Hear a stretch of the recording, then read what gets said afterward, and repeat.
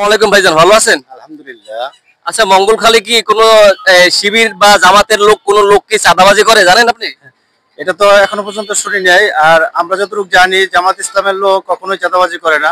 শিবিরের যারা আছে তারা আদর্শিক ভাবেই তারা সংগঠনটা করে, তারা চাঁদাবাজিতে লিপ্ত নয়। অর্থাৎ এতে বোঝা যাচ্ছে যে যত বিল কারখানা ফ্যাক্টরি আছে এখানে কোনো জামাত শিবিরের কোনো লোক তারা চাঁদাবাজি বা টেন্ডারবাজি করে নাই তো?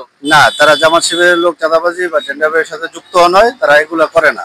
এগুলা তারা মনে পারে কিনা করে। আচ্ছা, যদি জামাত শিবিরের কোনো লোক চাঁদাবাজি করে তাহলে কি তাদের সংগঠন কি এটা ব্যবস্থা নেবে? আপনার মতামতটা কি? হ্যাঁ, অবশ্যই ব্যবস্থা নেবে।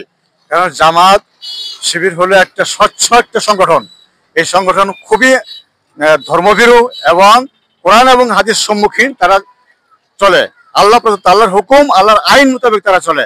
কাজেই আমরা আমরা 100% বিশ্বাস যে ইনশাআল্লাহ আমাদের মধ্যে কোন রকম অস্বচ্ছ কর্মকাণ্ড ইনশাআল্লাহ নাই এবং হবেও না আল্লাহর রহমতে ইনশাআল্লাহ। ধন্যবাদ প্রিয় ভিউয়ার্স, আপনারা আমার সাথে থাকবেন, সাথে থাকতে থাকতে ভালো লাগবে।